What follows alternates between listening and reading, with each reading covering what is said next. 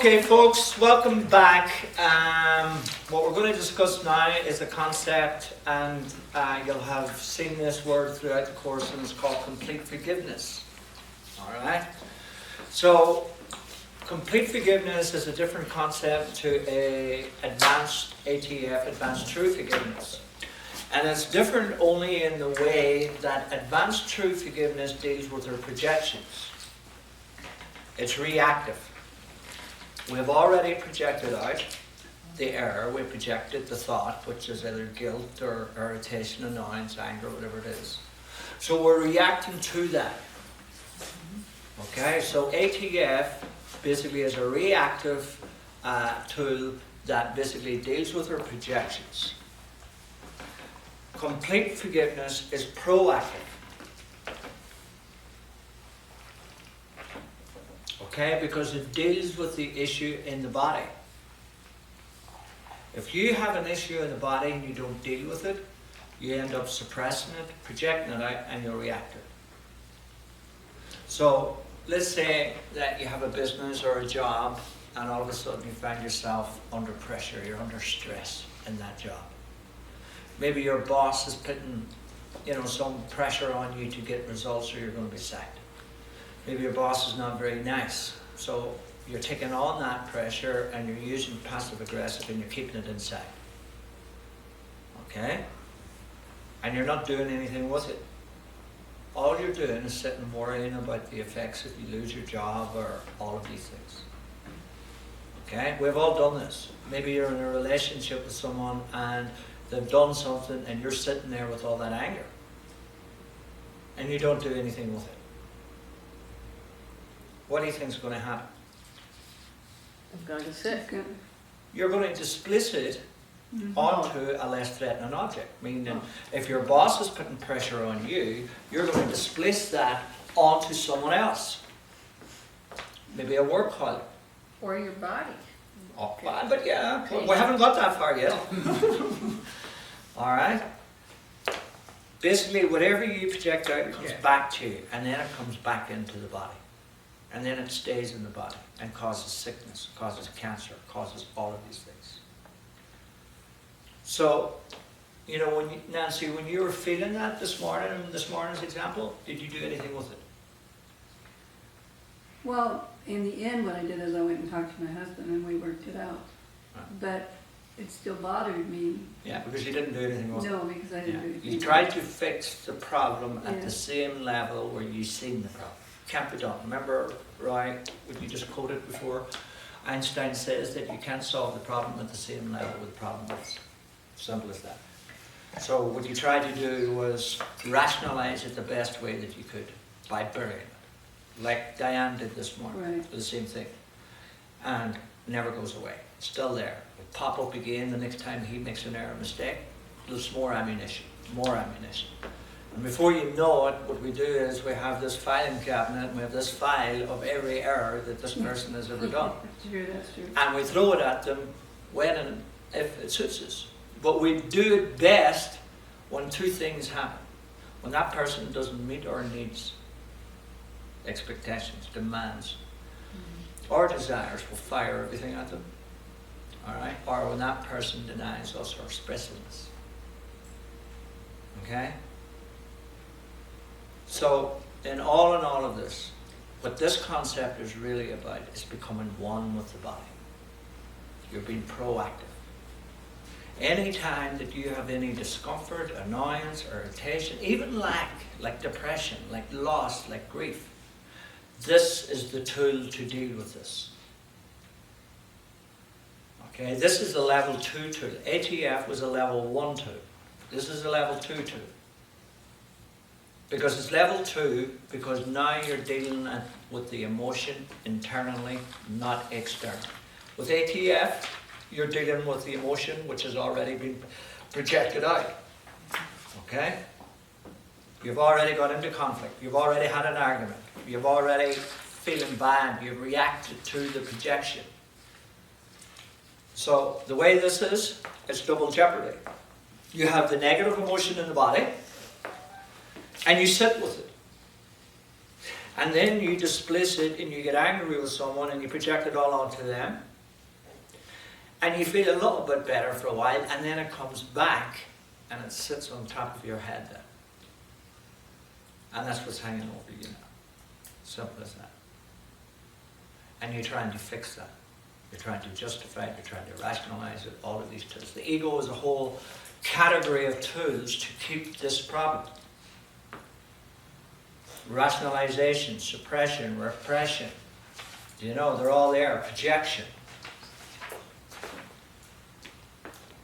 So here's the key. Here's the key to complete forgiveness. In lesson 5 in the workbook, it says, I am never upset for the reason I think. What's another name for that?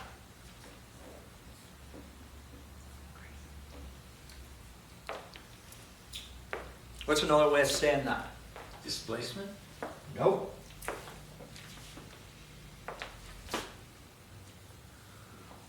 Displacement would be the action of the effect of that.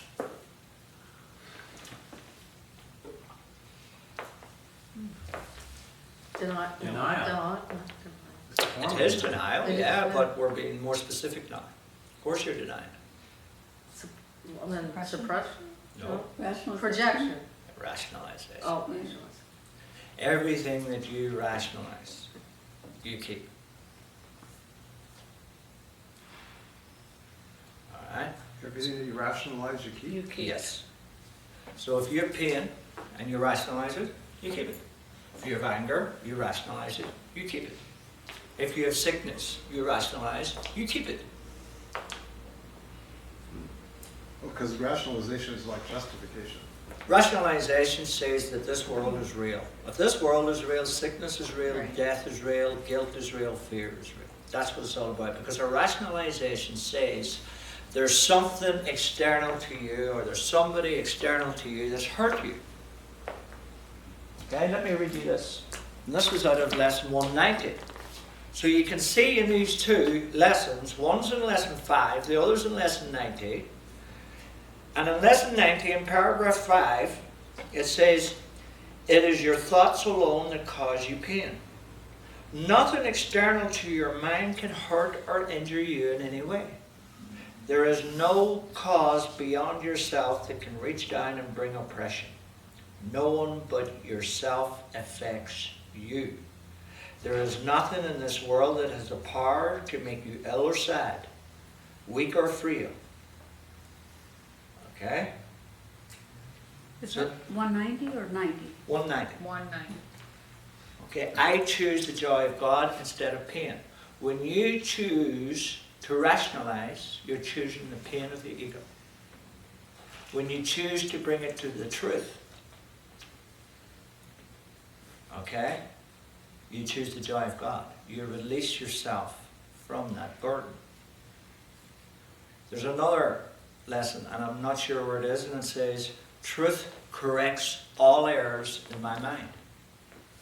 So those three, okay, those three workbook lessons give us complete forgiveness. I am never upset for the reason I think, a rationalization. Truth corrects all errors in my mind. And there's nothing external to me, or anyone external to me, that can hurt me in any way. Do you know what that means? Do you know the entirety of what that means? If you believe that you have hurt someone, this is saying it's impossible that you can hurt anybody. This is also saying that it's impossible anybody can hurt you, which frees you out of the victim role. Because if there's nobody can hurt you, and it's saying very clearly there, it's only you that's hurting yourself, then how can you be a victim except to yourself? But we perceive ourselves to be victims of nearly everybody and everything in this world. Okay? So, these three columns here are symbols of those three workbook lessons. Truth will correct all errors in my mind. There's nothing external to you that can hurt you. and I'm never upset for the reason I think. So let's put that into practice. So the first, say, emotion, and a very devastating emotion that we all experience, let's use that, grief. Okay? So what's the truth behind grief? Well, what's the rationalization behind grief first? What do we rationalize? Alright? I've lost something I need. The loss of a loved one. Okay? It could be the loss of a relationship. It could be a loss of a parent. It could be a loss of a child. It could be a loss of a friend.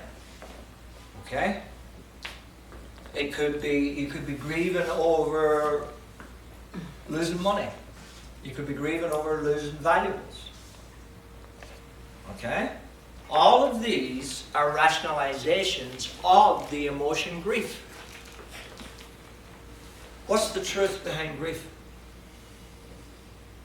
What is the one thing that we are all truly grieving? And we have all buried it in our minds. Separation. The loss of God. And the loss of ourselves. We lost who we really are. Yeah, loss of God, but it's coming from the belief in separation. Not the separation, only the belief in separation. Okay? The belief in separation is the root cause of all pain and suffering that everybody's experiencing in this world. Okay? But it seems impossible to fix that. How? Well, it's like just snap your fingers magically, okay, now I'm not gonna feel, it just doesn't even compute to me. That you don't feel what? That that you can fix the loss, that feeling that goes way back to a separation from God, that loss. Okay, you can't. Right. So what can you do? I have no idea. Anybody? Forgiveness. No, but let's stay with what Sandy's saying. That's a good point. You But can't, it's not the truth. you can't go back in time and fix something way back then. So what do you do? Fix it now. Deal with it now. Yeah, because it's happening right now. You are separating yourself from someone, from everyone. You already have grief inside. We're all carrying this grief, but we buried it inside.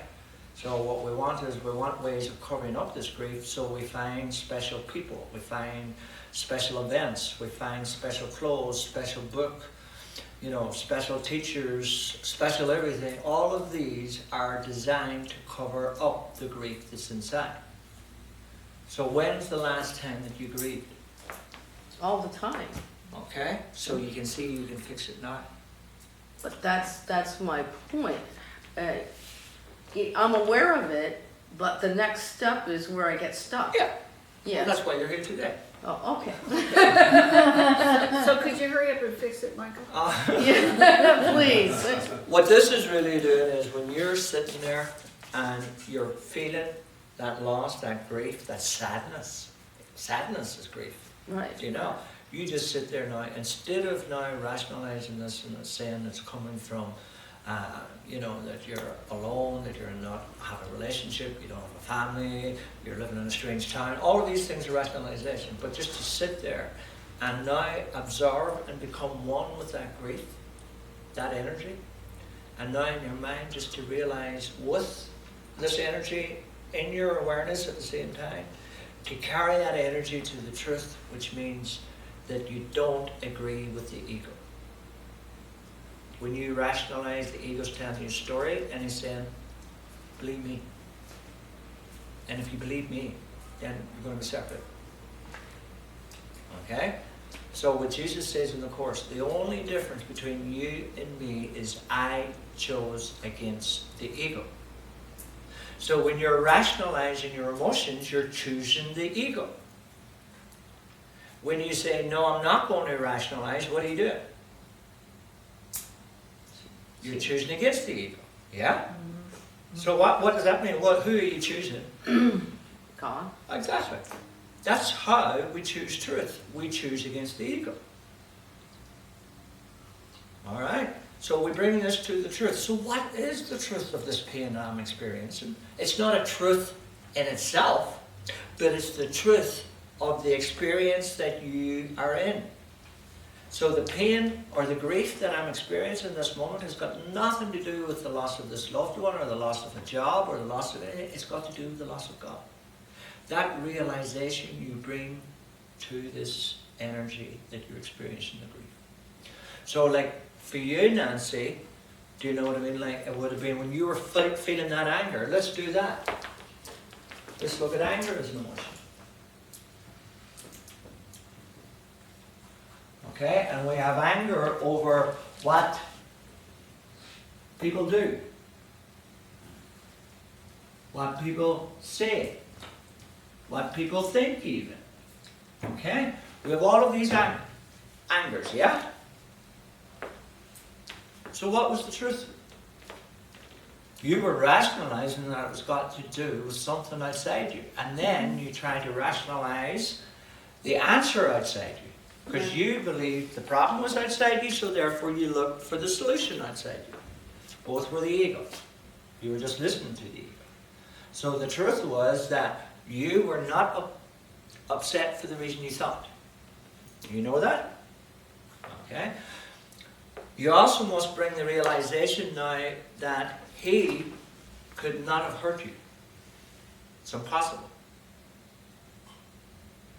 Any pain that you felt has always been inside you. He just showed you what's in your unconscious mind, what you need to detach from, what you need to let go. Yeah? So that was him playing his role, and he played his role as you asked him. Because we need people to trigger those unconscious thoughts. Okay? And we don't have these people to trigger them. How are we going to find them? The ego's answer is go and live in a cave somewhere, which is very convenient for the ego. Alright? So ultimately in this, you have a choice. You can still, time is an illusion. You can go back in and really allow that anger and everything to come up and now carry it to the truth. And we'll take that heavy cloud off your head. Why is it so hard to let it go? Because you have to ask yourself, who is letting go? You see, there's the part of you, all right, the more that you come to the truth, you're coming to this realization. There's two yous. There's your false self, separated self, and there's your true self. Every time that you're practicing forgiveness, this is what you're doing to your false self.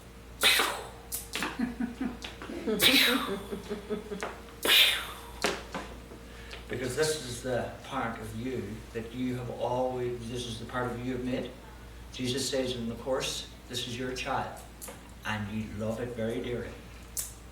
And you have to let it go, you have to separate from it. So another separation has to come into play, because we already believe we're separated from God, and we put our arms around the ego. Now we have to let our child go, and when we do that, we automatically put our arms around God again. This is a metaphor, of course. Okay? So one is you're choosing against, and the one you choose against, you choose the other for. So it's a normal part of the process is the difficulty in just letting that go. Yeah. It's like you don't want to let it go. Yeah. You want to be hungry. But there's another tool after this one that might specifically bring that understanding to you. So the truth of all anger is? We separated from God, or we're angry because we separated. It's the belief in what? Separate. No. Guilt. Guilt. See? Belief in guilt. Because you bring it back to the direct cause. You see, sin, guilt, fear. Guilt is the effect of sin, and fear is the effect of guilt. So if you're experiencing fear, okay, when you go back to the cause, the first cause that you meet is guilt, not the separation. Is that clear? It's kind of like this. We believe we separated. The effect of that was guilt, and the effect of that is fear. So, fear is the effect, So you go back to the cause of fear, which is guilt. Then guilt, if guilt is the experience, then it's the effect of being separate. Yeah? So in this one here, it's all anger is always your attempt to project guilt. Okay? So this is coming from the thought of guilt, because anger is an effect of guilt. So that means, again, it's coming from the belief in separation, but more specifically, it's coming from the belief in guilt. Okay? Give me another emotion. Jealousy.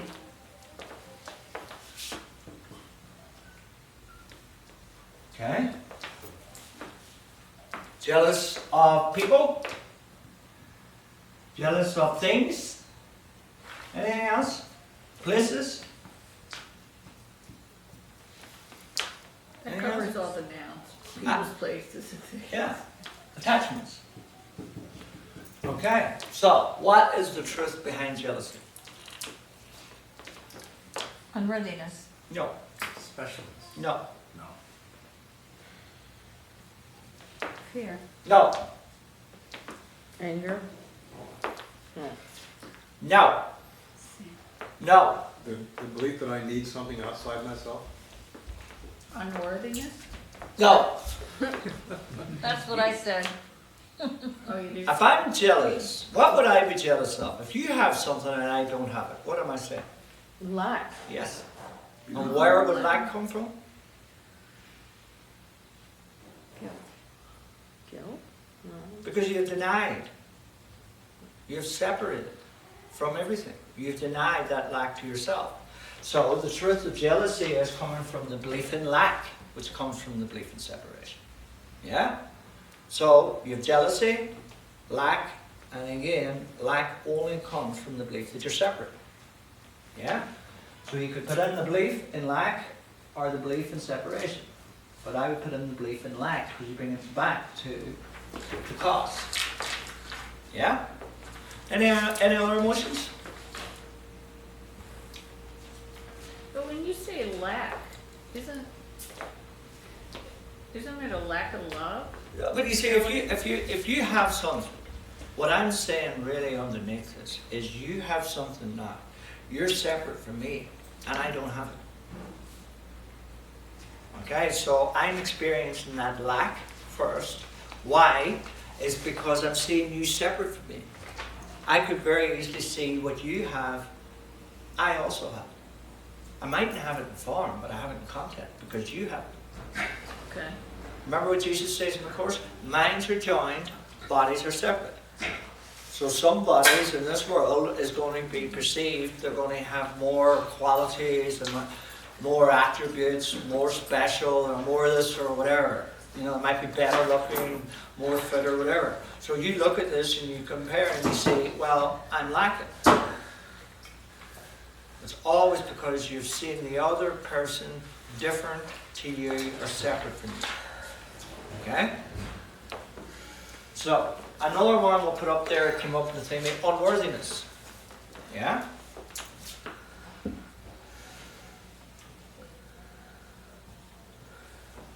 And that could come from things that you have done, not done, said, not said, and so forth. Okay? That be right?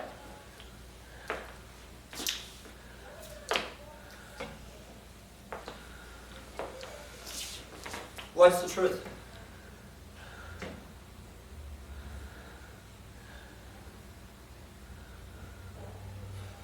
Nobody here ever feel unworthy? What was the truth behind it? Remember what Jesus says, that truth will set you free. So even a simple truth behind any of these emotions here. Why would I feel unworthy? Where would that come from? What's the cause? Isn't that guilt? Of course. And you could put shame in there too. Same thing. But it's coming from the belief in guilt.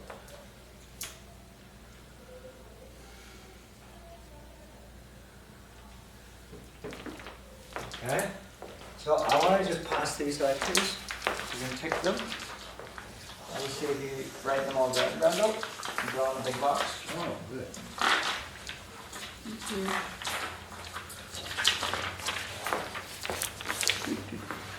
So you can see there.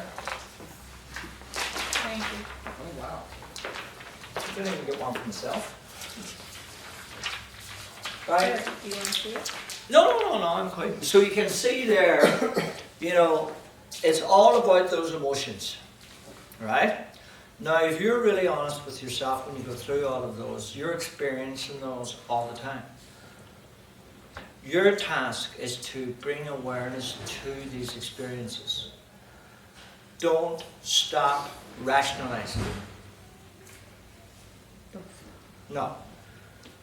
Why? Because then you won't become aware of. Exactly. You must know you're rationalizing to bring it to the truth. The truth is the correction for rationalizing. If you stop rationalizing now, or not, you know, just saying, oh, you know, it's like forgiveness. When people stop reacting, it's an ego defense. Now, you're not going to forgive because you haven't reacted. You're just denied. You haven't been honest with what you see. So it's the same with our emotions. When we're feeling these emotions, right? Look at the cause. First, look at the rationalization. Okay? Let's say I'm feeling very angry, and it's that fucker over there that did that. Alright? And then say to yourself, well, I have to let him off the hook. I don't want to let him off the hook. You know, because it's nice to have him on the hook. Isn't that right, Nancy? But I have to let him off the hook. You Yeah, see, yeah, exactly. you know what I mean? Like, just don't disregard what's outside you. You know, be honest with what's outside you. You know, that day that you walked into the bank, Brando, be honest with that asshole. You know? Alright. And the Ken Wapnick used to say, we need to get in touch with the hate. And when I'm using these expressions, I'm not just using them for the sake of using them. I'm saying them is, it's inside us, these expressions. And if we're going to cover it up and try to be good, we need to get in touch with this part of ourselves that's not nice. And our automatic response is, every time that we feel pain, alright, fingers point outwards. We look out. Jesus says in the Course, he says, we send out the hungry dogs of fear, searching, okay, for scraps of guilt and fear. So we're on the search all the time, looking out to see who makes a mistake, who's guilty, you know, who's different. We're always ready to attack. That's a default setting that's inside all of us. So we need to get in touch with that default setting. You know, we need to get in touch. I'm not a fucking nice person. You know, deep down, I'm not a nice person. You know, you'll save yourself years and years of heartache over and over again if you could just sit and say, right, I'm not a nice person. I have these thoughts. And then you correct that and say, hold on a minute. I'm just attached to a mind that has these thoughts.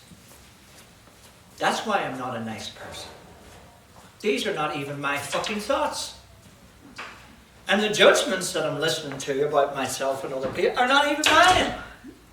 They belong to the ego. So here I am, attacking everybody around me, attacking myself, thinking that these thoughts are mine and they're not even mine. They belong to the bloody ego. And here I am, fighting war after war after war, giving all my energy to the ego, and what do I get in return? Or a heart attack. Or end up sick, dying. This is the thanks that you're going to get for your loyalty to a thought system that you owe nothing to. Simple as that. So you can see in those, you know, every emotion is there. Now people will turn around and say, I have no idea about what happened in the Garden of Eden or with God or anything like that. I have no memory of that. And that's understandable. But what you do have, you have all the effects of the separation. Everybody has. Now people might say, what's separation? The link between metaphysics and physics is this. Alright? Every emotion that we have in this world that's physical comes from a metaphysical thought. Simple as that. Any questions on that? What did you say? Every what is from every medical? Every physical emotion comes from a metaphysical cause or thought. Oh, You see, if you're looking for the answer in physics, you're falling into the trap that Einstein showed us, that you're looking to solve the problem at the same level of consciousness where the problem is created. Yeah. Yeah. You're right. Michael, you earlier had said everything you rationalize, you keep. Yeah. But then you just said, don't stop rationalizing. But I guess you meant, now take it to the next step. Yes. Don't just stop at Right. rationalization. Exactly. And go, well, this happened because of that. I know that. Done. Done. Don't do that. Everybody Okay. does that. Okay. And what's happening there, you see, everything that's external to us is illusion. Okay? And what we need to us to free ourselves from that, to detach successfully, you need to see the truth. Because it's only the truth of looking at this world that's going to set you free from it, that you're going to detach. So ultimately, say in your example, Nancy, it's only by you now coming to terms with the truth of that experience that's going to set you free from it. Nothing else. Absolutely. Because that's why he says, 2,000 years ago, the truth will set you free. And in the Course he says, truth will correct all errors in your mind. That's how it sets you free. So what we need to do is, you need to get in, look honestly at the relationship that you have with someone. You could be in a relationship with someone and you could be just using that person, I don't want to be alone, so I'm going to use this person for my own needs because I can't stand being on my own. So look at the truth of that. Don't rationalize it, don't justify it, don't make it into something that's different or whatever. And then hand that over, that need. That expectation, that demand, whatever it is. But you can't hand it over until you look honestly at the situation first. So it's the same, if you have hate for someone, just verbalize it, bring it into awareness and say, I fucking don't like you.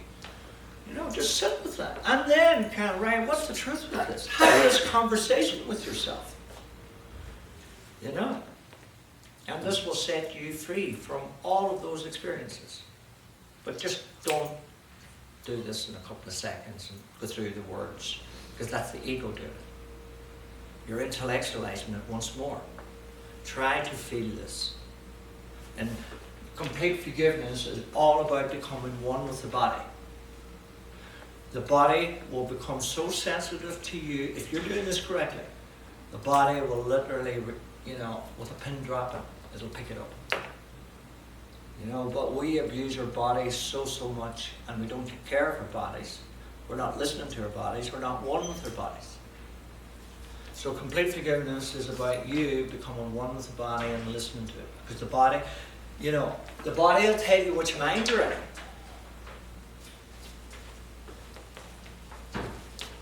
You can only be in two minds. You're either in the true right mind or you're in the ego mind. And I remember I did a radio interview and the guy says, well, how do you know which mind you're in? And I said, that's easy. The body will tell you if you're angry, if you're depressed, if you're irritated, if you're annoyed, if you're feeling jealousy, possessiveness, ownership, all of these. What mind are you in? Ego. Of course. Just be honest with yourself. And all you have to do then, don't sit in and try to get into stories in the ego mind. And you'll just get lost and confused and very complicated. Just recognize you're in hell and get out as fast as possible. And that's what these tools do. Simple as that. You don't need to go into the story and look about what this says about you or anything else. Okay? Look at the rationalization and then correct the rationalization by bringing it to the truth. You can get into the habit of doing this and you just do that with 1 second flat. You just recognize the truth in any situation. And that boils down to recognizing the false beliefs. Exactly. Okay. And again, you know, when people talk about the belief in separation, if you believe you're separate from anybody, you believe in separation. Because if we're all one, okay, how can there be anybody separate from anybody? But we don't want to be one with the bad guys. We don't want to be one with the murderers, with the rapists, with the pedophiles. You know, so we're very selective with our oneness. So we can't do that. You know, it's not until you love the murderers, the pedophiles, the rapists, the same as Jesus, same as God, that you know that you're truly on your way home. And the way that you love them is you don't condemn. Because if you condemn anybody, it's yourself that you condemn. Yeah? Okay, happy? Yeah. Yeah? So it'd be good to go into a penitentiary and hug everyone. I'm sure they would love you, Roy. You make them walk out the same way, though.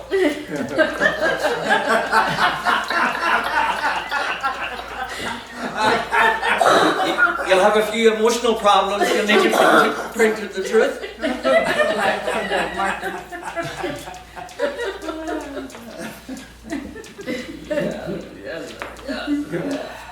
Right, we're going to do the next one, and the next one is called self-empowerment. You're not doing simple forgiveness? I will come back to that in a bit.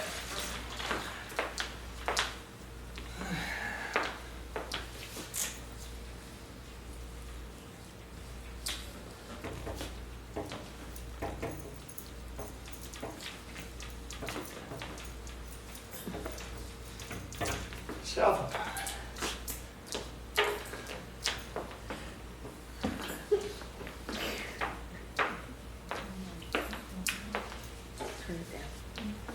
Right. Right, if I said to you now about self-empowerment, what would you take from that? I think that you are self-confident, independent, you do things yourself, you don't blame others, you take responsibility for yourself. You're doing things that make you feel good. Yeah. Brando?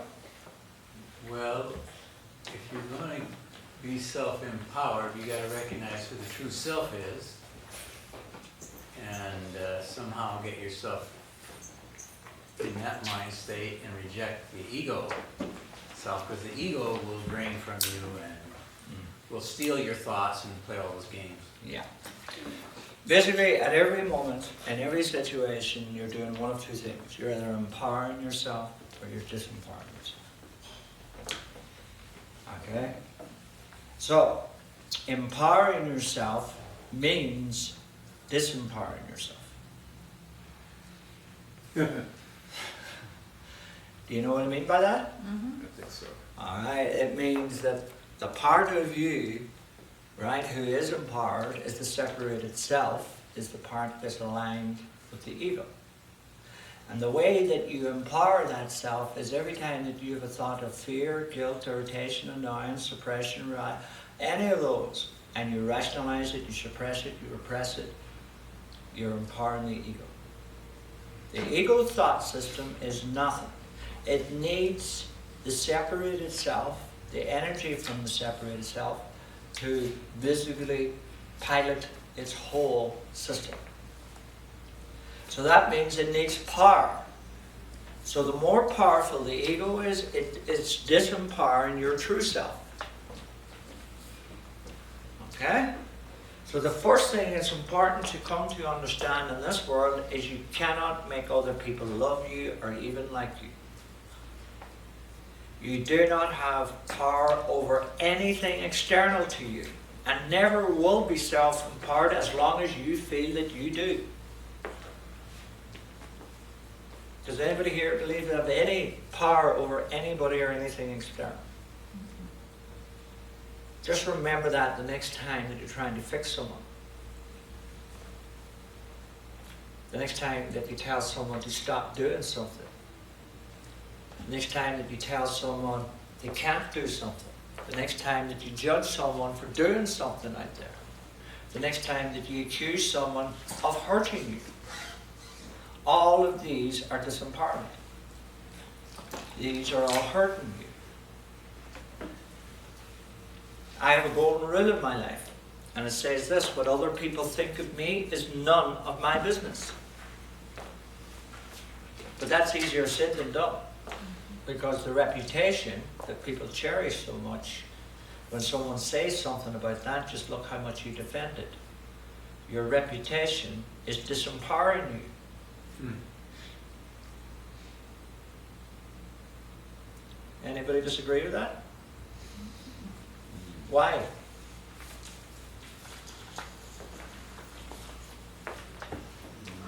Because it's the ego image of our separated self that we all have.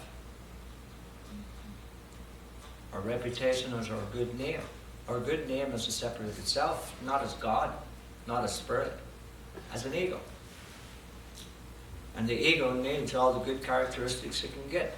Or, it doesn't matter, it can take up the bad ones. I can be the baddest bad boy in town. Or I can be the goodest good boy in town. Is there a word called goodest? Best. So, you know, the ego doesn't care which you are. Or you can just be middle of the road. Okay, but the ego is an image, a reputation. And some people have a bad reputation and love it. Some people have a bad reputation and hate it. Some people have a good reputation and love it, and some people have a good reputation and hate it. Alright? It's only an attachment at the end of the day. And as long as you continue to cherish your attachments, you're disempowering yourself. You're empowering the ego. All attachments disempower you. The more attachments you have, the less power you have.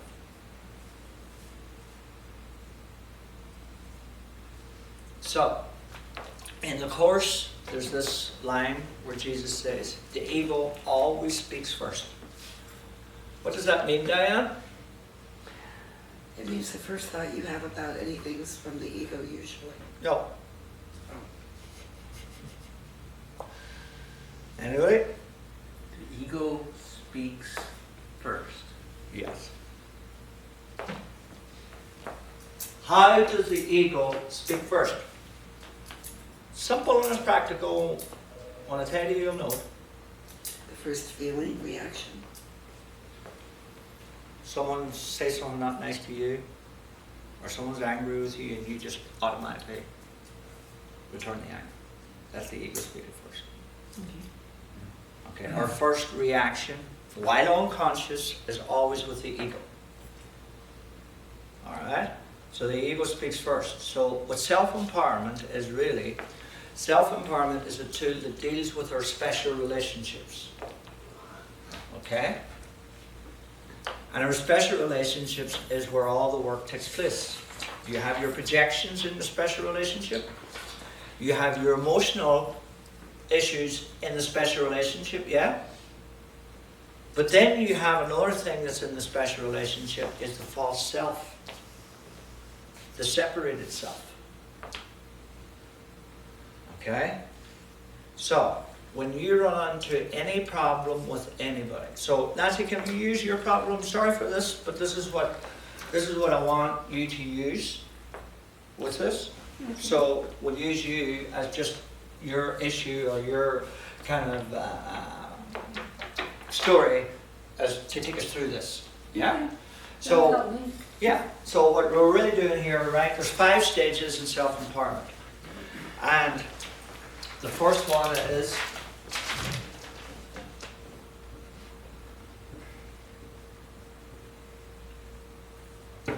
self-awareness. Now, you're in an issue, you're in an argument, you've just had an argument, okay? And now you've gone away and you're sitting and you're thinking about it and you remembered you can use self-empowerment with this. Yeah? So the first question you have to ask yourself here is, who is angry? You see, this process, right, even though you might have reacted with anger, even though you might have you know, went through the argument. Time is an illusion. You can still go back and do this at any time, years after. Even if the person has passed on, you can still do this. Okay? So what you're really doing here is you're getting into the nuts and bolts of the special relationship. So you're asking yourself here this question first. Who is angry? What's the answer? The ego. No. The separated self. Separated self. You see, the ego is just a thought system. It can't have an independent thought of its own. It operates under the laws of cause and effect. But isn't the ego the separated self? No! Oh my God. I thought it. You need to go back. We did the separated self, and I made it very clear. Remember, we had the box, and then the separated self was inside the ego thought system. Okay. You see, you have to separate the separated self from the ego thought system. See, everybody's trying to take the separated self, which is the person who's doing the course, and the ego thought system up to level 2. You can't do it. Okay, so if the ego doesn't have any, if the ego doesn't have any original thoughts, No, it can't make an independent thought on its own. It has to adhere to the laws of cause and effect. what do you mean? What it means is, you know, if I'm sitting here now, right, and I just close my eyes and I think of oneness, I envelop the world into my heart. The ego has to obey that law. What does that mean? No ego. Ego can't turn around and, you know, do anything about that. Right, Can't do anything about it. It has to obey the laws. but the ego has other thoughts. Of course, but I'm not participating in them because the ego, the one thought the ego doesn't have is oneness. Okay. The ego doesn't have the thought of unconditional love. Right. If I have that in my heart and I carry that thought with me, does the ego touch me? Do I experience fear? Do I experience guilt? Irritation, annoyance? No. Can the ego do anything about it? No. Because I'm in a different thought system. I'm in a thought system with God. The ego can only touch me when I play with the ego. If I rationalize something. If I seek for something outside myself. If I want to see guilt in someone. If I want to see specialness in someone. Now I'm in the ego.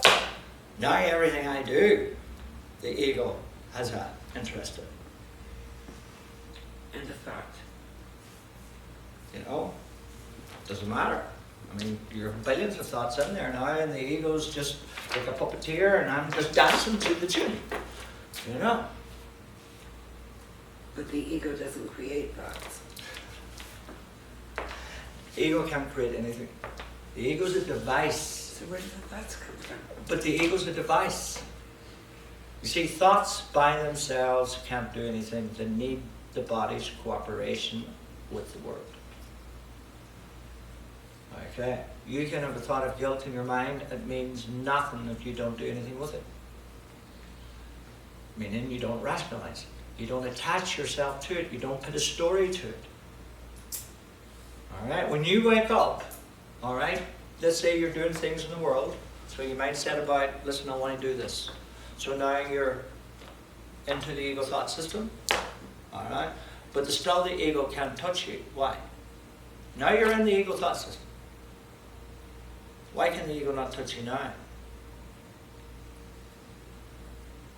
Repeat that. You're where? Right? When you seek anything outside yourself, let's say I'm in my space here, I'm with God in the center, I'm attached to nothing, I want nothing from the ego, I'm just in love, right? And let's say that I want to do an event in the world. I'm outside my center, here I am now doing things in the world. Because you're not attached to anything. Yes. You see, when we're doing things in the world, we go outside our center, but we're attached to the outcome. You're attached to the outcome of anything you do in the world, you're going to find pain, eventually. It's inescapable. You can't avoid it. All right? So, the secret is, anything you do in the world, any relationship that you have no invested in the outcome. That means the person could walk out the door in 2 seconds flat. How would that make you feel? All right? You're looking a bit strange now. Now I'm trying to put myself in that position, Yeah. of what I feel. Yeah. And I'm thinking, well, if you didn't have any attachment, Yeah. it would be fine. And like, you know, like I say over and over again, it's not about the person walking out the door or not walking out the door.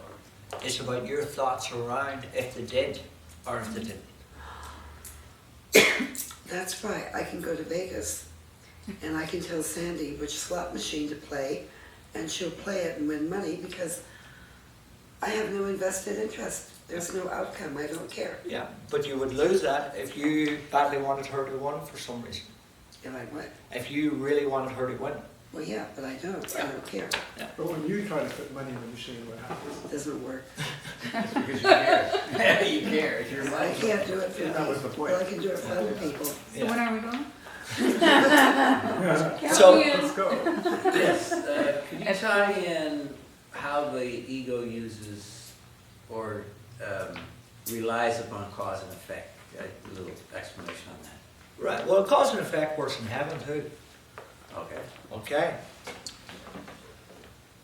The cause of the bliss that we experience, right, is awareness, pure awareness. We are the effect of that. Okay? The cause then of our bliss is our extension of that again. So, only what you give away you get to keep. How do you give bliss away? Extension. It's the same as projection. We're projectors at the end of the day. We project bliss onto other people? No, what I'm saying is projection and extension are the same if you look at them, right? But Ken used projection for the ego and extension for love. But ultimately the two of them mean the same. So, in heaven, all right, all we do is extend ourselves out, which is creation. So God, we are God's extension, which is awareness. All right, so God would be the first cause, we are the second cause, or we're the first effect. Then we become the first cause for our creations. They become the effect of us, our love. And then our creations will extend, okay? And everything, like Jesus said in the Course, heaven is one continuous line of extension, creation and extension. So that means the Father extends to us, we extend to our creations extend. What are our creations? Huh? Love. Don't get into form. It's love. When you give love to anybody, like we were talking this morning, but what I'm talking about now is you are love. Alright, when you extend that love to anybody, that's creation. Okay. That's your creations. So in this world is the love that you maybe, the love of two parents will extend into a child. Okay, their love, they're projecting all that love, and a child arrives. So the child is the extension of the parent's love. Yeah? So it's the same in heaven. We are the extension of God. And our creations are the extension of us. And so on. Yeah? Right. Are you happy there? We'll come back to that. All right, because I just want to stay here with this. So the first step here in this, right?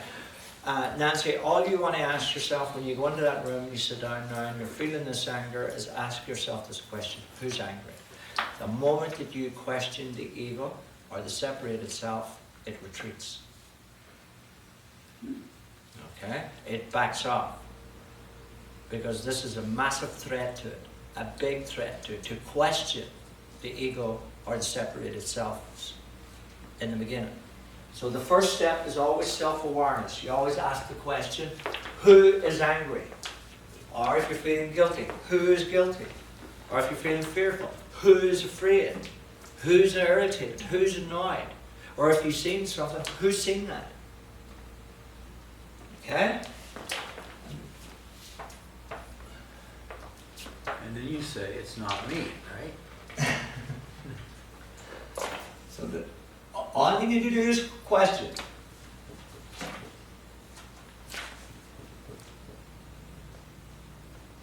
Okay. So here we go now. We're going into the story Now, Nancy, so you've asked yourself, who's been angry? So you ask yourself this question now, detachment. Okay? Are you willing to let the story go? Are you willing to let the self who's feeling this anger go?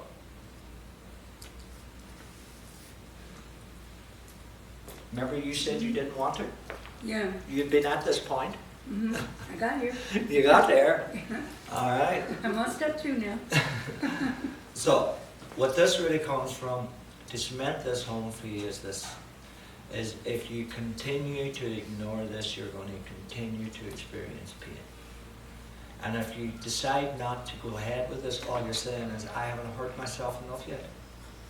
But there will come a time when I'm going to be pretty sick of this, or I'm going to be so fed up with the pain of this that I'm going to actually really do this. I'm going to want to really let it go. So what you have to do is, your head doesn't want to let it go, your heart does. And all your head is saying, I'm the boss. What has to happen here eventually is your heart and your head become one. At the moment, here's the ego and here's love. Okay? So get it into your heart. Try and make decisions in your heart rather than your head. Well, that makes sense to me. Okay? Because if Yeah. you're finding it hard to let something go, try to move into your heart. Because it's the separate itself. It's the ego. Doesn't want to let this go. Wants to Yeah. hold on to it. Yeah? Yeah, and I didn't know where to go from there. Yeah. And I was like, okay, but this is how I'm feeling. How do Yeah. I do, what do I Yeah. do with that? So now what you're doing is you're detaching. Sandy? But I can still move into my heart and feel like total rage and anger. Right. So, how does that work? Right. You're in your heart now, Yeah, and you're feeling that rage and anger. right. This is good, isn't it? I guess so, Why? because you're not denying it And where are you bringing it? into your heart. Which is love. Okay, And you're bringing what in? The anger and the rage, the illusion. You're right, bringing the darkness. Remember we said this morning, you bring it in, bring it into your heart. yeah, So what you're really doing is, if you look at complete forgiveness, you're bringing it to the truth. right, okay. Symbology. But But it the, still doesn't go away. I know what you're saying, and it makes sense, but what it's doesn't go away? the anger, the rage. Yeah, but why do you want it to go away? Well, I thought that was the whole point of it. Well, where does it come from? It comes from the ego, or thought system, or guilt, fear. I don't know, sin. It's coming from your unconscious mind. Okay, And it's a thought, a primary thought that's in there that you're attached to. That thought seeps down into secondary thoughts, which is anger. So it's kind of like, you look at it, there's a big iceberg sitting up there above the ceiling. Okay? We're down here in the next level, and you can see the drips of water coming down. And every drip, you could say, is anger. So you do this once, and then you think it doesn't go away. right. What about the rest of the iceberg up there?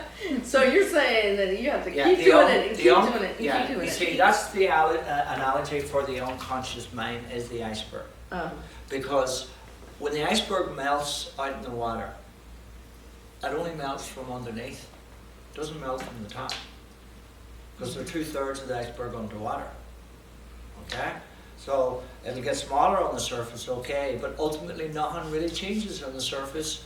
All it's coming up and up and up onto the surface. So you don't see what's happening underneath. So it's the same when you're doing forgiveness. You're practicing forgiveness, you're letting go. The ego's trying to forgive you, this doesn't work, you're not doing it right. Nothing's changing. Why? Because the ego doesn't want you to do it. But what you're really doing is you're melting the iceberg in the unconscious mind underneath the surface. You're not aware of all the great work you're doing. But one day you're going to wake up, and all of a sudden you're going to wake up, literally. The iceberg's gone. That's what it's all about. You know, you're doing a lot of work, and you're not really, you'll get some rewards of it in the awareness and the conscious, but most of the work, 99% of it is all under the surface. Can you think of it as you want something from, and that's why you're having these emotions, is because you're seeking for something outside yourself? And so to detach, you would remind yourself that you already have everything and that Yeah. all that is an illusion. So then you understand that whatever is out there, even though it seems in the world logical that it's Yeah, but hurting you see, you. you can look at that, you know, in the first step, right? The self-awareness. What this is really letting go is letting go of the separated self. Because it's the separated self that's angry, it's the separated self that's jealous, it's the separated self that's all of these attributes. Name them. Anybody can name any relationship, okay? So what this is about is you're looking at this who is angry. This is the who that's always been seeking outside itself, isn't it? This is, you know, the separated self Right. is separated. So it's outside itself all the time. The only way that you can get to your higher self is to separate from the self. Okay? So what you're saying is right, but it's just, you know, this is the whole package you're letting go. Mhm. Okay? So you're talking about there's a big iceberg underneath. That sounds kind of like what Eckhart Tolle says is the pain body. Yeah. So you have to keep on working on Yeah. it. So it Yeah. slowly break it up. That's right. That's right. That's right. Same thing. So the ego has only 3 primary thoughts: sin, fear, and guilt. Everything else stems from them. Everything else is secondary. Well, you know, when you look at guilt, you can flip it over and look at specialness. That would be a primary thought also. Okay, guilt and specialness are the same coin.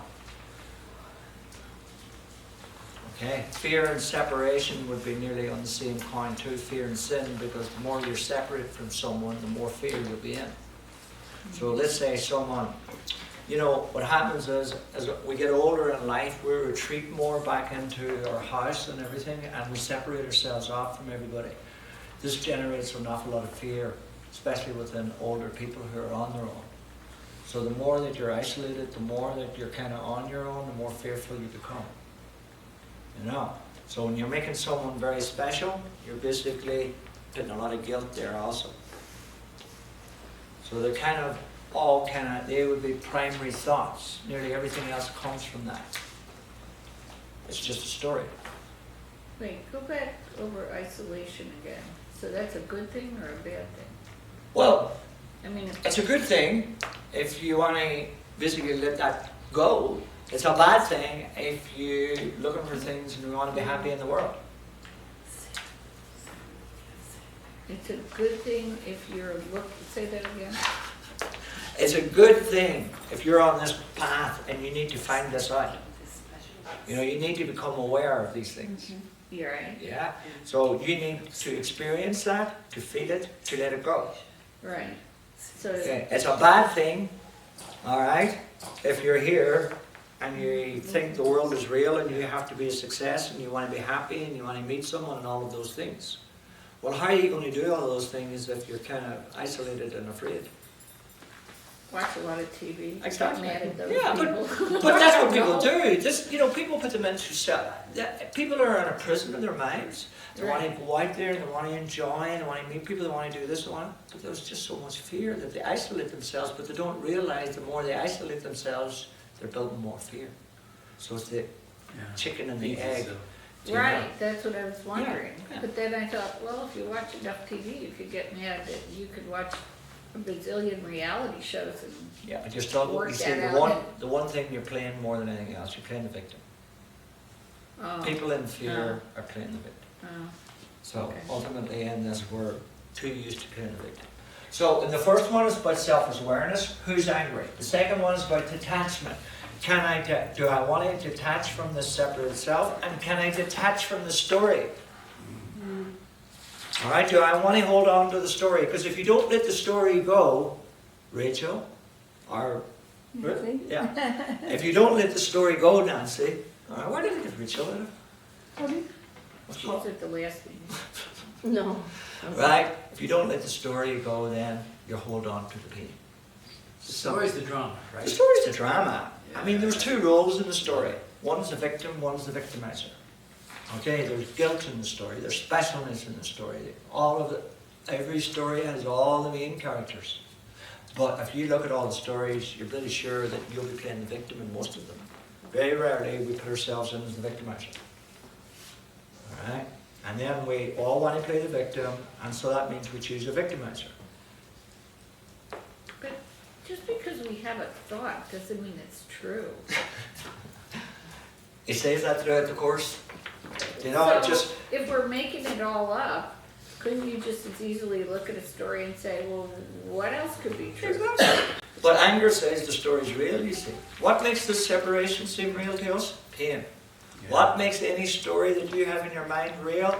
Pain, anger, hate, guilt, fear. So you set it up so that you feel the pain. Yes, exactly. I see, You know, I see. pain is the one thing that anybody will tell you that this world is real. Yeah, More pain you're in, the more reality's here. because you feel like you can't get away from it. Yeah. You're in jail or something. I'll share something. I'm not ashamed of it. Oh, No, I'm not. I'm not. I was telling Diane, probably texting at one time. I made a realization in my life. I've lost a great many a friend in the last 5-6 years. A lot of them have passed away, made their transition to a new zip code.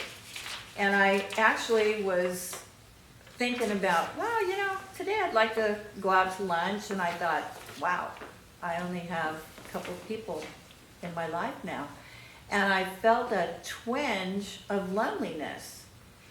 And I thought, I've never been lonely in my life. I've been so busy with work and my animals and everything. But my life is changing now. And I thought, okay, we're gonna have to redo this thought and bring the positive energy instead of the negative.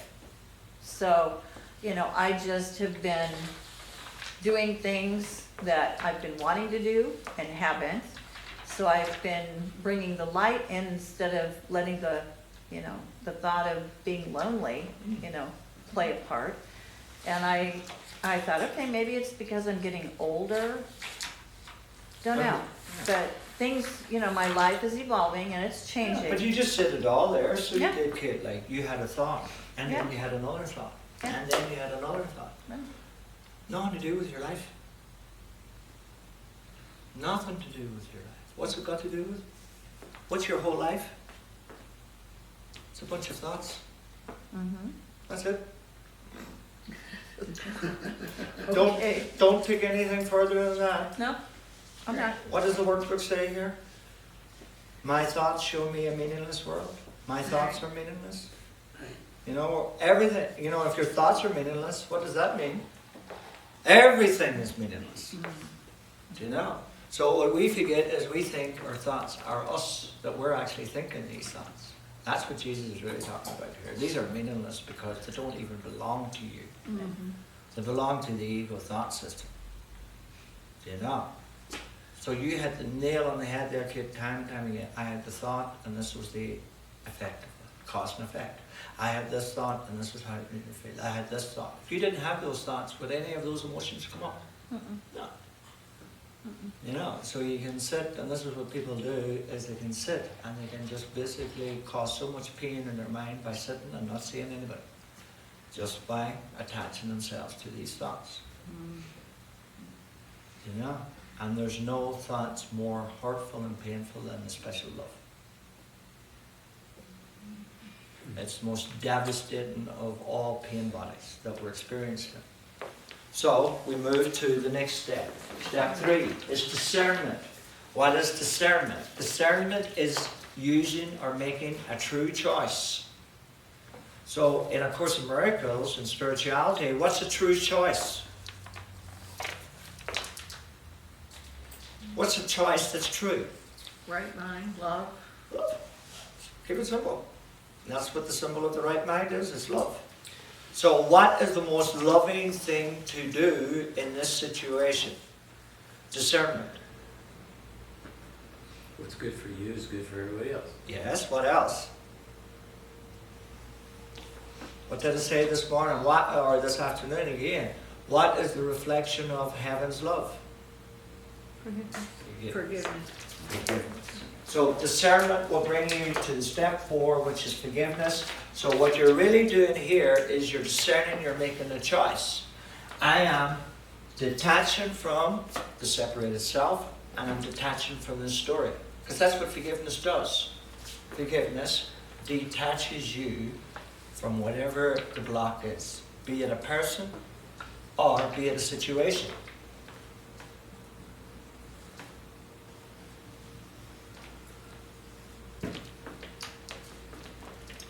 So you go through the process. You can use ATF or you can use complete forgiveness. Doesn't matter. If you're feeling this in the emotion and a lot of pain and anger in there, use complete forgiveness. If it's something that you believe that you've seen this person doing and you've seen it with your eyes, then use ATF because you have projected that out. That person didn't do what you've seen. Like Jesus says, forgive your brother for what he didn't do. Okay, so the eyes were made to deceive us. Someone could give basically a dirty look. Does somebody give you a dirty look? Apparently so. Huh? Apparently so. Yeah. And how do you know the difference then if it's their dirty look or yours? Yeah. How, if you react to it. Exactly. Yeah. Simple. You know, you could have a big argument with someone over a dirty look, and it's your fucking dirty look. And you're fighting with this person all the time. That is how you need to really look at everything here, because if you're always thinking, I seen that. You know, if you trust your eyes, you're fucked. If you trust your thoughts, you're fucked. Simple as that. And I'm using that language just to highlight the importance of this. How many arguments and fights have you got into people because of what you've seen and what you reacted to? You know? How many thoughts have you projected onto other people that has caused so much harm for you? Do you know? So, you have a choice in all of this. You can go through this process of who is angry, detached from the story, detached from that separated self, okay, discernment, forgiveness. So, yeah. Well, okay. What about someone like Helen Keller who couldn't see or hear? Who's Helen Keller? She was deaf and not She was deaf and blind, she couldn't Yeah. see anything or hear anything. Yeah. What about an individual like that? There wouldn't be anything out here for them to project onto. Alright, so what did they do? So it would be easier for them to awaken. You think? I don't know. Why? I don't know, she had a lot of anger. How would she deal with her projections if she couldn't see anything? She could feel. Of course. And, I mean, she can project onto herself, she can feel herself. That's true. And that's probably what she did. You know, and that's what we're all doing. You know, when you project onto someone else, you're projecting onto yourself, or you can just go straight to the point and project onto yourself. You know, either or, it doesn't really matter. You know, but what would come up there in that lesson for her, she would have a great opportunity. Remember what Jesus says, let those who have eyes see, let those who have ears hear.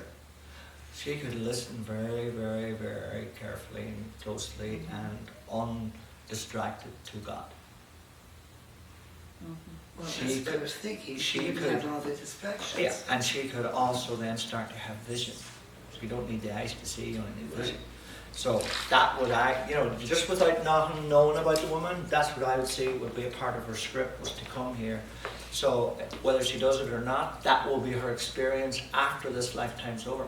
She'll know what it's like because she'll have experienced it. The rest of us might read it in a book. Well, she became highly educated and a teacher herself and was an example to Yeah. people that thought they were victims of their lives, and she was Yeah. So very famous. there's one thing that I want to basically really, and I'm putting this to you, right? All right? How do you know something? How do you truly know something? Experiences. Yes. If you haven't experienced it, you don't know it. Because when I'm doing a lot of work, people will go, I think I know it. Anything you read out of a book, you don't know it. You think you can relate to it. You might think you know it, whatever. But unless you have experienced it, you don't know it. It's true. Okay? So until you experience heaven, God, bliss, joy, all of that in its abundance and its entirety and all of that. We're under severe pressure because the ego is trying to convince you it ain't there. It ain't true. So that's one of the difficulties that we all have to overcome. Okay? So that's where trust comes in. And like we did in the last class, it says you can't trust God because you don't know God. You can't trust the ego because you know the ego. And you can trust the ego for one thing. It is going to hurt you. Alright? So what do you trust? Forgiveness. Self-empowerment. Complete forgiveness. Because these tools will bring you to know God. And what Jesus says in the Course, if you just use these, you will gain confidence. Okay? And the more confidence that you gain by using these tools, the more you waken up. The more you want to use them.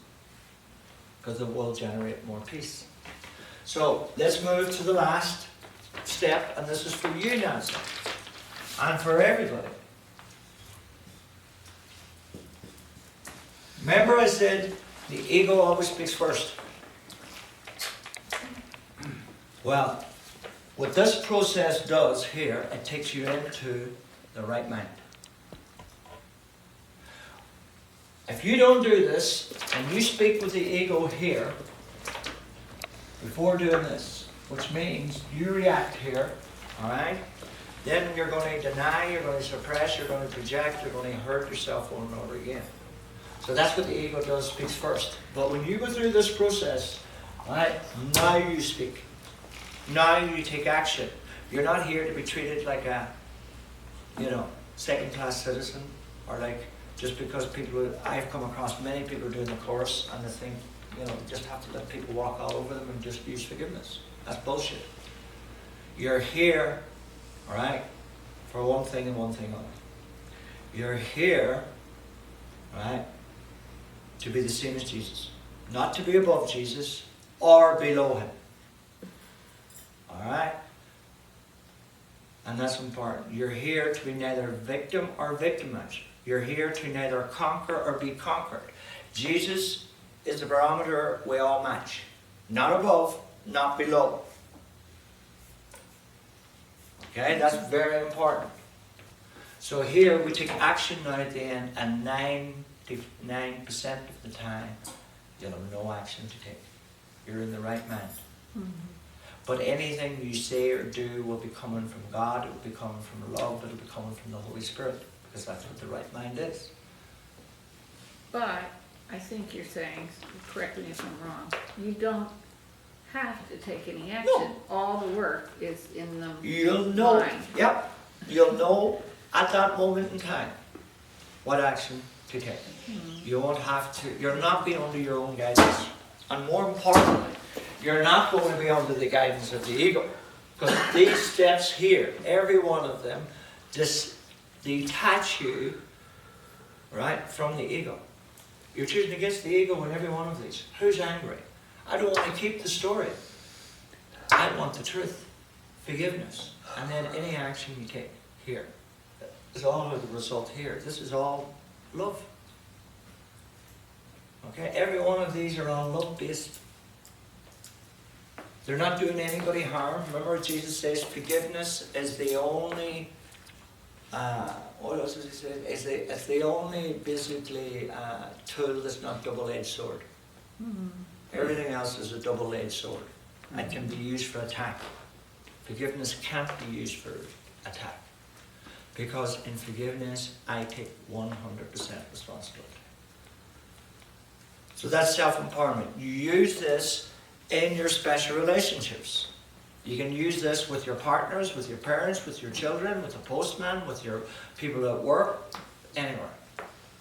I just wanted to ask you, Michael, because I was thinking, where does this fit in? And it seems to me the subtitle underneath the word self-empowerment, and this is just for me, because I always go, choose again, brother or sister, and then do these 5 steps, and you can't lose. Yeah, you can't lose with this. Because this is the choosing, but you have to choose, not ego, mind, right mind, and then 1, 2, 3, 4, 5, and that's it. thing. You know, and like Nancy says, there was a part of her that just didn't want to let it go. Wanted to hold on to it. So that's what this part here, you're sorting out. Who wants to hold on to this? Right. Who wants to let it go? So now you're separating your false self from your true self. You can see, it's step-by-step process.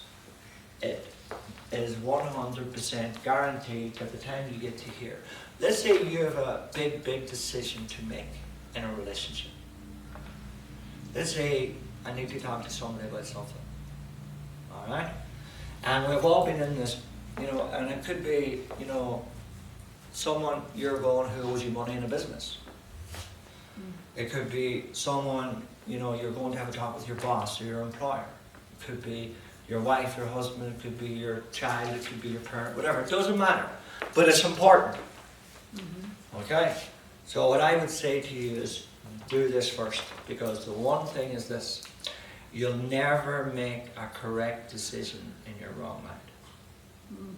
You'll never make a wrong decision in your right mind. Okay? You'll never say anything right in your wrong mind, and you'll never say anything wrong in your right mind. So, if you use this tool before you had sat down with anybody, and any difficult conversation you're going to have, now you're sitting here and you're coming from love. You're not coming from attack. Can I run through this and see if I really Yeah. understand it? So first I would sit down and I would say, okay, who is it that is, what is, who is angry, Yeah. who's jealous, who's Yeah. is hurt? Yeah. And then Answer that. I would answer that question. Good now. And it's my separated self, because I do understand that process. Yeah, I'd have to sit and think about it each time, I think. Yeah. I do. And then what I do is instead of taking it up here in my head and be thinking about it, what should I do about this, and blah, blah, blah, Yeah. and how could he, and why am I feeling this way, blah, blah, blah. I take it into my heart, Yeah. and I leave it to the choice to my heart No. to see it. No. No. You have to actually waken your heart to you, which means you're here to wake up. Okay. You're here to learn to do this for yourself. When people hand stuff over to the Holy Spirit, it just means they're not ready to look at this themselves. They're not ready to see the truth in any situation. So if you just take it and put it into your heart and don't look at it, how are you ever going to see the truth in it? No, I meant to take it in and experience it. Yeah, but what I would do, Okay. I will go through this process first, because this is taking you in there. Okay. Do you know what I mean? Like, you want to be sure you're going in there, don't you? Yeah. Right? If you just take it from here and go, right, I'm just taking this into my heart now. Who do you think? If I think I'm. But who do you think? You're giving your head an instruction to take it into your heart. Oh, yeah, there you go. You're using the thinker. Yeah, I'm Remember using- what I said? Don't Yeah. trust the thinker. Okay. So what you want to do is, this is the way you don't trust it. Who's angry? Who is the story about? It's about the separated self. And it's Okay. the story is about, I'm a victim in this story, and it concerns, that this person did something wrong, and, they're guilty. It's all made up. So you're detaching from the story. Then you're discerning then, do you want to keep the story, do you want to keep the separated self? So you're asking yourself these questions all the time. And these are good for you, because now you're making choice. Heaven's a choice. And the way that we choose heaven, we choose against the ego. So these are all the ego that you're making choices against. Or you could say, who's angry? I want to stay angry. But that's okay. I don't think you'll do that too many times. Yeah. We've all been there many, many times. Okay? Any other questions? Let's just take a quick break. What time is it? 3:32. Oh, 3:32. We'll not break now, because we'll just go through to the end. Yeah. All right, there's been a lot of information on this today, isn't there? So any, Yeah, I'm still confused about Nancy's situation because we've all had similar situations. What is the question that one would, I'm just putting myself in it and thinking of times, my husband has a very flirtatious personality and I've seen him at parties, like, are you am I what? flirtatious? Would you be as flirtatious as him? Not as a rule, I don't think so. Do you know why? I don't know. Because you're in denial of it. Oh, okay. And then we see I'm what we not do. happy No, but as what we a- do is, we all have this inside us, we deny it, and then we project it out onto other people, and then we attack them for it. Do you know what I mean? Like, and it's very, very important. What you're really saying is this person is capable of doing something that I'm not doing. You know, when you look at a rape, That's what I'm trying to get Yeah. to. What's the question you Yeah. ask yeah, yourself? really? when you look at a rapist, you would turn around and say, I would never do that. Is that the right answer? No, What's the No. right answer? that's me. That's me. Who wants to do that? You know, these are the difficult questions that we're all asked to look at in the course. This is why the course, you know, is set apart in terms of worlds, non-duality, spirituality. You know, who's willing to take on that doesn't need to do it? We're all wanting to bloody string the guy up. So unless we get in touch with that, you know, if there's anybody that, listen, if there's a thought, then it's actually happening in the world at the moment. Every thought will manifest itself in this world. And we have a responsibility for every single thought in this world. Why? Tell me why. Because they're all our projections. Because we're one. Or- You know, you can't be one when it suits you. You know, we could look at someone and we could see the most beautiful angel and we go, oh, I'm so at one with this person. Now we look at someone else and we go, get. You know? Right. I would think it would be easier, first of all, to detach and say who is jealous, who is angry, But they're all detachments. huh? They're all detachments. You know, this is a detachment in itself. So When you ask, yourself this is a that, detachment from the story and from the self. This here is a detachment from everything that's false now. Forgiveness itself is detachment. So, okay, so they're all detachments. So first of all, you say, okay, who is angry, who is jealous? yeah. So you're detaching there now. And then you detach and you realize, okay, it was the separated self. I'm not the separated self. I'm not the story. Yeah. So then you go into discernment. And what do you do in discernment? Discernment's making a true choice. Do you want to keep the story now, Okay, or do you want to keep keep the it to story. separate itself? Okay, no, I am my true self. I am blah, okay. And then once you reach discernment, you've already forgiven. Yeah, well, you see, even on this point, like I'm saying, these is just reinforcements over reinforcements over reinforcements that take you into the right mind. So if anybody's in any doubt about what it's like to be right-mindedness, or how do I get to the right mind, simply do this. You're there. Why? Because you've chosen against the ego at every opportunity. Even here, in your action. You know, if your action is not good for everybody, if it's not good for everybody, you don't do it for anybody. It must be one. We must always look at this, all right? We take responsibility for everything in this world because we're one. If you don't want to take responsibility for everything in this world, you're saying, I don't want to be one. That's okay. Simple as that. So, I'm going to move to the last. No.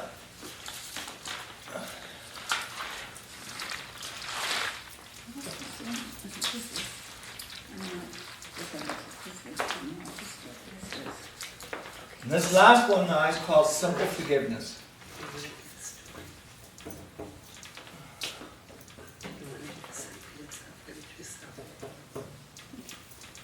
Or, there's another name for it.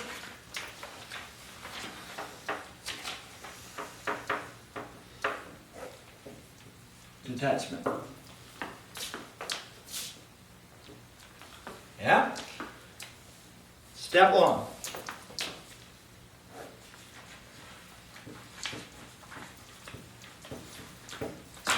Recognize. What do you recognize? The reaction. Okay. What if you don't react? And there's nothing to recognize. Is that true? Well, you're not reacting. Well, you might have totally denied it. Yeah. So Right. how do you find out? Oh, that's a good You question. see, the ego's answer to forgiveness, Diane, is to deny the reaction. Everybody in Ireland fell into the trap. Everybody started denying their reactions. So if you're denying your reaction, how can you let anything go? Well, you can't. Ingenious. You can. Yeah. So how do you know you're denying your reaction? By how your body feels. Nope. By how you behave. How you feel? By how, yeah, by how you feel, Nope. no? Your perception. Nope. Wait, ask the question again. How do you know that you may have denied your reactions? Cause you're not in bliss. Ah, could be it, all right. But another one before that one comes is it's only the truth in a situation that you see that's truly going to set you free. Huh? What? It's only the truth in any situation that's truly going to set you free from it. So if you see, say, someone beating up, say, two thugs beating up an old person, and you don't react to it, does that make sense? No, And you don't react? Yeah, no, doesn't No. make sense. it doesn't make sense. No. Well, maybe. Mm. The only way you're not going to react to something like that is when you see the truth in that situation. So I'm using that as an extreme situation. So let's say someone, a friend of yours says something not very nice, or something you don't agree with, and you don't react to it. You're just suppressing, denying it. Yeah. How do you know? Let me see. Because it's not true. You ask yourself. But yeah, I mean, you see, that's it. You see, you must see the truth in it. So you gotta take it to the truth. Yes. Okay, let's go back to the old lady. Wait, what did she just say? Boy, the egos are working here. See how I can stir the pot? No, I need to hear it again. Right. What part? How about an example? How about a concrete example? Right. Only just did- What were you going to say here? We'll get yours out of the way first. Okay. The old lady. I understand what, in the old lady situation, somebody beating up and we don't do anything. Right. Let's just for a second. I know where that's going to go. I don't Okay. think it's going to help. Let's use someone's. Okay. Who here was in a situation that didn't react? I was. Right. Go for it. Tell us the situation. And I'm asking myself that question. Yeah. Tell Okay, us the situation. I've had a relationship with a lady friend, Mm-hmm. and it's been very friendly, and nobody pushed it, and eventually we had a little date, we went out to a movie, okay? And took her home, and we talked about a lot of things. I enjoyed myself, but I didn't want to put anything on the end result, you know, I didn't want to Yeah. invest in it. Hey, this is cool. Yeah. Nice lady, so, you know, I can't lose. So afterwards, we had been contacting each other pretty regularly on the internet, Mm-hmm. and afterwards, I sent her a couple of emails, no answer. Then another email, no answer, another email. I thought, well, you know, she's going through some kind of change, or something's weird here, but I'm okay, because I still like her, I still feel good about it, I still feel good about her. I don't expect anything, Mm-hmm. I don't want anything, but I'm not sure. I kind of wonder, see, when I work myself through these things, I don't have confidence in them yet. So right now I feel good, Yeah. but I'm not sure that I'm not pissed as hell. You know what I mean? Because normally I would be pissed as hell, except that I'm trying to practice this. But on the other hand, I'm not really trying to practice this. Right. It's just an outcome that for some reason, I'm okay. I don't know. I can't tell. I don't really know. Right. Okay. So, did that experience make you feel abandoned, rejected, not good enough? Did you question yourself? Did you look at yourself? at all. I don't, it's, what do I think? Yeah, I think there's a sense in which I care about her. If something went wrong, or, you know, she was hurt, or she's going through something, I'm okay with that, Yeah. but I'm kind of concerned, because I like Yeah, her what and you I see, care about her. what you did there, and you failed to put that part into your story, was that you rationalized your emotions about the situation. Yeah. Yeah, that's what I'm thinking I might have done. Yeah, because ultimately it's the truth in the situation. Okay? So let's look at this, that we all have this fear of being rejected. We've always had this fear of being abandoned, being not good enough, and all of this. And it doesn't come up more so than in relationships. And the one thing that we want to do more than anything else is to avoid this. Okay, so this is where the persona comes in. The persona ensures that we do everything we possibly can to be liked and to be loved. Isn't that right? Right. Okay, so when this doesn't work for us, right, it's rejection part of it's very hard to take. So we look for a way of rationalizing this or dealing with this rejection so that we can justify it. Okay, Kate, I think you were justifying something earlier on in your story, and you're doing the same here. You just bounced the ball back to her. It was something about her. Mhm. You denied your own experience of this. You weren't basically, you know, if you told that to anybody else, that story to anybody else, Mhm. how would it make that person feel truly? Of course it wouldn't be very nice when you write to somebody and they don't even write back to you, or all of these things, right, you know? So what I would say to you is this is, you know, recognize, Mhm. first of all, right, that there's a problem. Remember when I was sitting there, you know, when I can't. Right, you could sit there, right, and you could say, right, that bitch, why didn't she fucking ring me back? Mhm. All she has to do is just, you know, I'm fine, thank you, it was a lovely time, blah, blah, blah. Mhm. You know what I mean? Would that be the nice thing to do?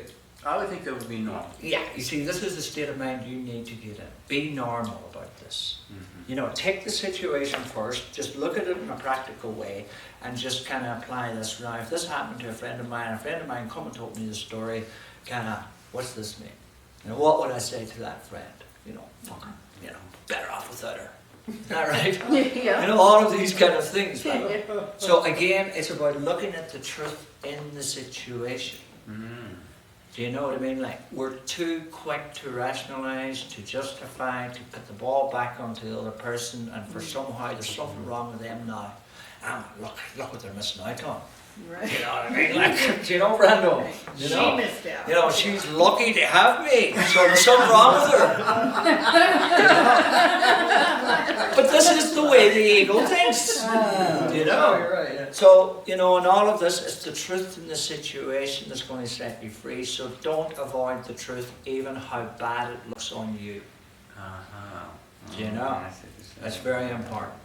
So in simple forgiveness, there's just 3 steps, all right? And the 3 steps are, the first is you recognize. You recognize, first of all, has there been any discomfort in the body? Am I annoyed? Am I irritated? Am I not reacting? Am I in denial of reacting? Then you must do this. You must look. If I'm in denial and reacting, all right, that means I don't know what the truth is in the story. It's only the truth in the story that you'll know for sure that you're not in denial of reaction. So if I see, maybe I see a child run across the road and get knocked down, killed right in front of me. Would I react to that or not react to that? I would hope so. Either way, I still have to be truthful for that. Because if I don't react for that, the only way that I'm not going to react to that is because I'm at one with the child. I know there's no death. Boy, So you know that, and you have a great confidence in that. Yeah. But I couldn't say Exactly. that. I couldn't Right. say that. Exactly. But you see, people use that in the course where they say, oh, there's nobody out there. Oh, there's no death. Oh, there's no... You know what I mean? Like And use people, it as a rationalization. Yeah. Yeah. you know, so what I'm saying here is we have to get in truth. We have to bring this right down. Stop using the course to avoid looking at stuff and using the course to deny stuff. Right, right. And using the course. People are doing this left, right, and center. Oh, yeah. You know? But we're trying. We're Yeah. trying to get it into our system. Yeah.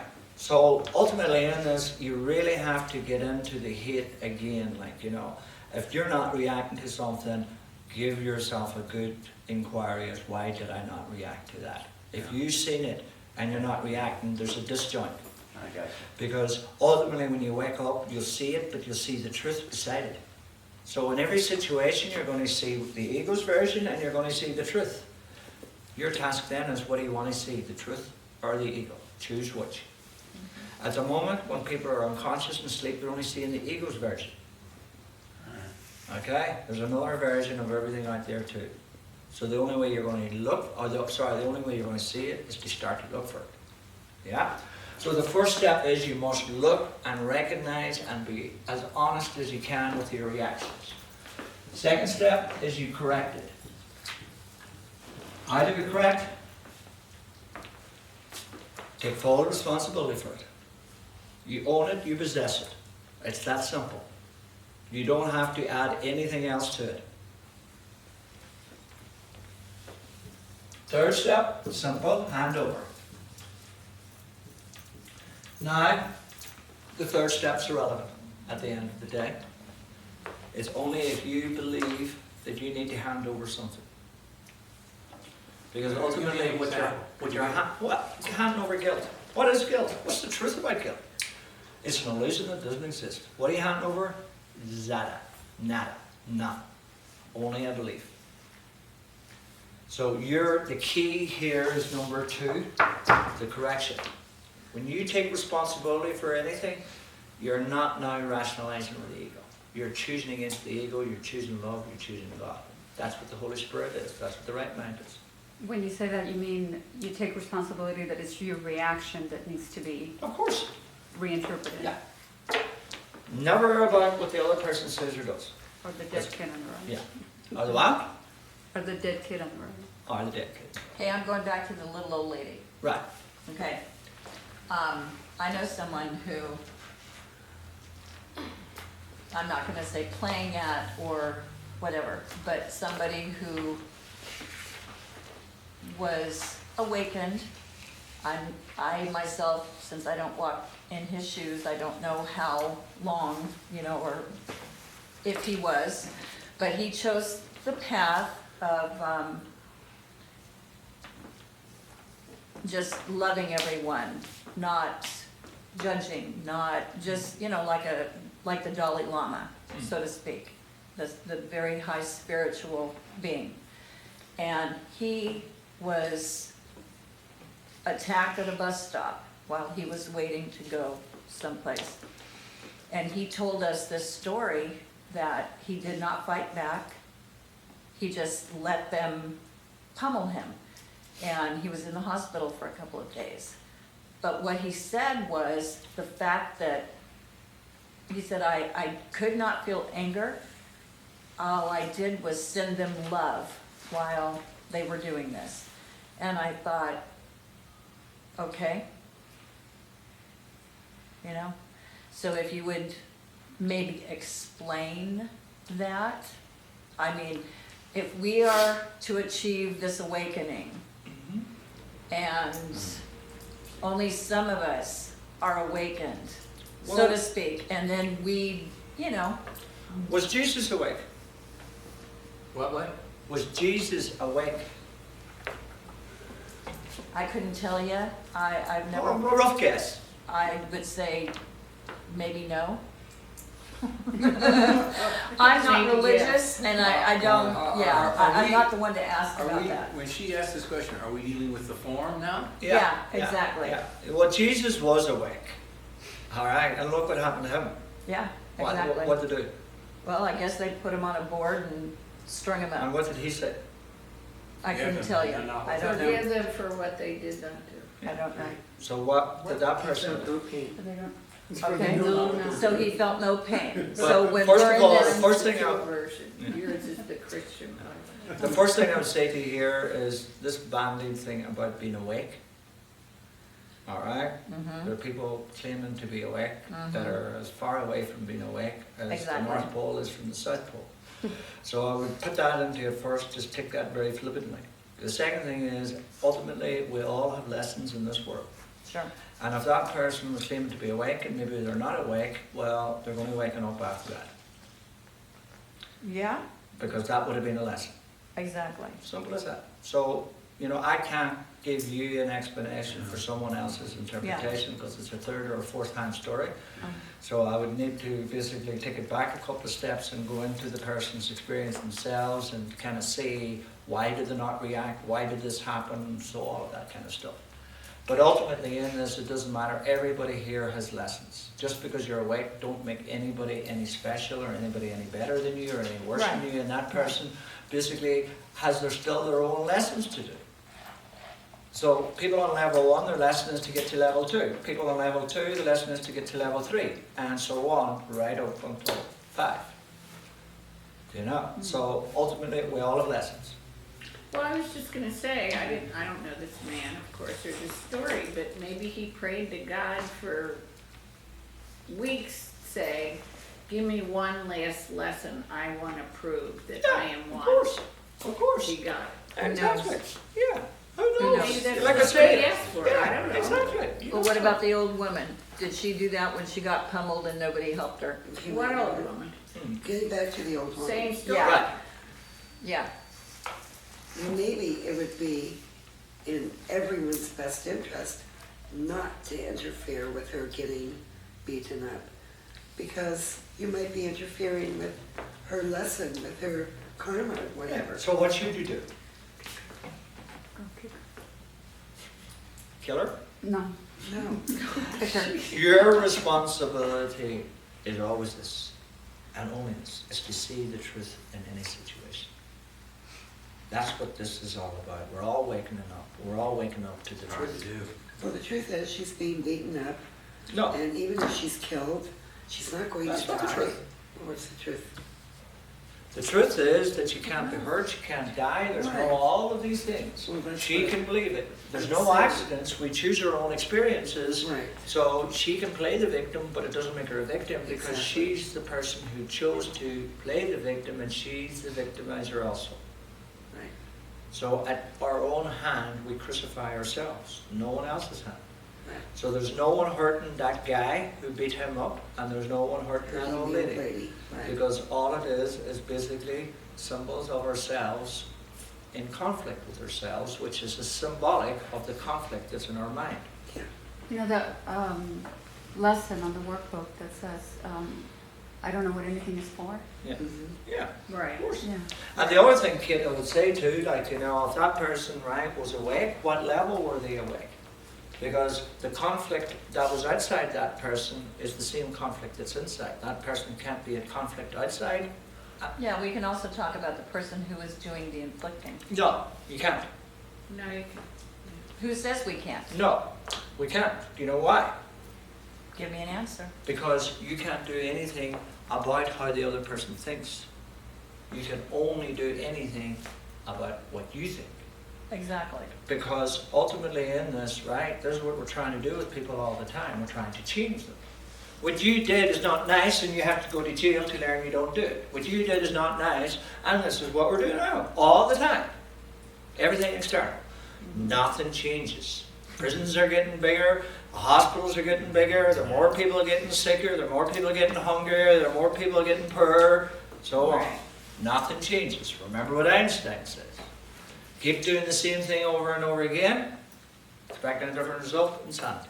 It's natural to try to help someone if someone's Of course. injured.